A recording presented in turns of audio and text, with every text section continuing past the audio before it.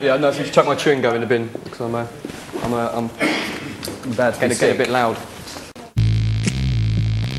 Muse, formed in Devon in 1994, gradually built up an incredibly loyal fan base and a reputation as one of the best live bands in the world. Anthems like Time Is Running Out, Supermassive Black Hole and Plug-in Baby led them to headline pretty much every major festival on the planet. And then when that wasn't enough, they took in 2 legendary nights at Wembley Stadium. With no earthly venues big enough for them anymore, Muse are allegedly looking at other universes for their next big shows. Today, I'll be asking Matt and Dom about that, about their 5th album, The Resistance, and just generally sleeping habits. That's where we start, with sleeping habits. You must have none at the minute. Terrible habits, yeah. Yeah, no habits, exactly, yeah. Just just random, yeah. So we're in New York 2 days ago. Yes. Yeah, for yesterday, and then came back to England yesterday, and so it's still a little bit wobbly. Well, you know what? You've only got yourselves to blame because you finished a great record, and as often happens with that, the demand is high. People want to see you, want to talk to you, and you've been doing all of it. You've been playing shows now, talking about the record. Record's done, so you're now well and truly on the treadmill. We're about to actually get on the road as of next week. Thank God. You must be really looking forward to getting into some form of routine. Yeah, I'm looking forward to the routine. Yeah. Like that, It feels like we need to go on the road to relax. Because this time right now, we're doing all this kind of stuff. It's cool, but it's quite busy and there's lots of it going on. Like the whole talking about the album thing. So when we go on the road, we can kind of just get into routine, sleep a bit more, and just play some shows. How have you found talking about this new record? It seems to me, judging from the reaction that I see on email, Twitter, text, and everything else, that your fans absolutely love it. What's been the general feel for you? I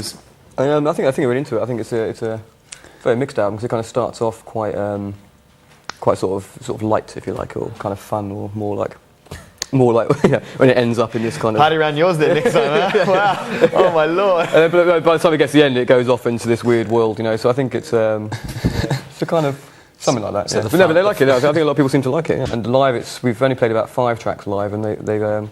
Eurasia seems to be going down really well live, which is the track that I thought was going to be most difficult. You had to stand up with that one, though. There's no way you could do a half-assed version of United States of Eurasia. That one had to sound bigger than it does on a record, and it sounds ridiculously big on record. So that's let's talk about a few things specifically that you've been. Let's keep it in the immediate past. How were the VMAs for you? The American ones, that was pretty good. Yeah, we got to do like our own little concert as well. That kind of doubled up as a sort of album launch concert, if you like, to sort of fans in America and New York. And MTV came in and sort of just took one song out of that that went along with the VMA thing.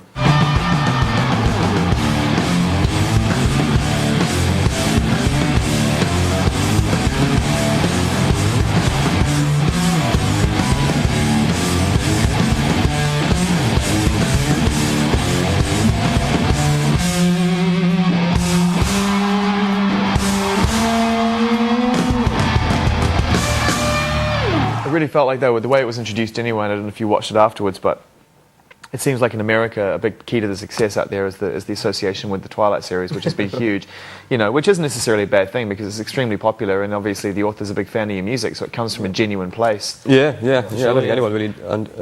They've all gone bloody vampire mad over there, haven't they? It's crazy. I know. But I guess it's... opened it up in some kind of way. There's millions of people that have been listening to Supermassive Black Hole that have probably never heard our band before, which is not a bad thing. Did they approach you to appear on the new one as well? Do something? I spoke to the director. When was it? Yesterday or something, or the day before yesterday? I can't remember. And he wants. I think he wants a track. Well, I'm not sure I say, but he wants a track. I Belong to You. A track, the kind of the sort of vaudeville piano track. He wants like a sort of rendition of that, but I think the only thing with the new film is they want all the songs to be. Some directors, they want all the songs to be exclusive to film. They don't want it to be with anything else. Interesting point at this point, given that the record is yours and you made it. And so he's asking if I mind doing or if we mind doing like an alternative version of it. How do you feel about that? The record's been, the movie series has been good for you up to a point, and it's popular. I think it's alright. I mean, I would if it was like one of the main, one of the sort of lead tracks of the album, if you like Eurasia, I would never do it. Do you know what I mean, or something like that? Because it's actually one of the weirder tracks on the album. One of the tracks that's more like can't believe we got away with it kind of tracks. Because it's a track like that, I think it might be worth giving it a go because it's one of those songs that I think will probably not get played live very often, and it probably will be one of the songs that is kind of one of the more obscure tracks off this album. It would give it a life of its own, won't exactly, it? Yeah. So it might give that track a bit of life that it wouldn't have otherwise. Yeah. You're right, though. It's a odd song, and I love it for that reason. Though, but when I listened to the playback of the record in Como in your studio, that one really threw me, especially the French bit in the middle. I was like, "Well, Matt's really jumping the shark here." I love it. It's all about the clarinet solo, the bass clarinet solo. It's solid. There's all sorts of interesting sounds in this new record, and for the few fans that have somehow been asleep for the last few months and are waking up, and this is the first news they have of a new Muse record. There's a bass clarinet solo, and there's slap bass on the record as well. You might be just a little slap bass that works. You guys sound like you had a lot of fun making this record to me. You know, in your own studio, in your own environment, with very little restrictions or boundaries. You know. Yeah, I think you did. I think most artists should do that at some point, or if not all the time. You know, just have a good time, enjoy yourself, because otherwise, you shouldn't be doing it. I think, but I think we really, because we were producing ourselves, we were much more free to explore the fringes of some ideas that otherwise would probably be frowned upon by producers or those kind of people. Put in a position without that middleman or middlewoman or middle ground, you know, was it tricky? Were there times when it was trying to get your decisions across and your point across? I think so. Yeah, I think we certainly became a lot more. We had to be a lot more kind of open and listen to each other in some kind of weird way, you know, because we all had to. We felt like we couldn't really make any really serious, solid decisions without all three of us really being in a room at the same time.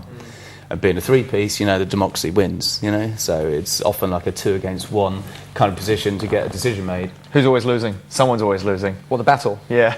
Someone's always... me and Dom had quite some relatively serious arguments, I'd say, when we were making the album. Yeah. I really wind him up when... Creative conflicts. When he has trouble, like, it doesn't happen all the time, but when there's songs where, you know, because Dom wants to do lots of takes, you know, and I get bored after about 3 takes, you know. Right. I do like 2 or 3 takes and I just like tail off and go, and when it carries on going, I end up going into the control room and becoming like the worst producer in the world, like, go on, push it, do a better drum fill, you can do better than that. And I just really pushed him. And once I pushed him so far that he threw the drumsticks at the window and said and just stormed off. But it was real though, it was a real proper, like... And, I only got in the mood like once in the whole like making of the album. Yeah, but because of you. But it seemed like a lot of things, it seemed like we disagreed on, it seemed like me and Dom pretty much always disagreed on things, but that's where Chris stepped in.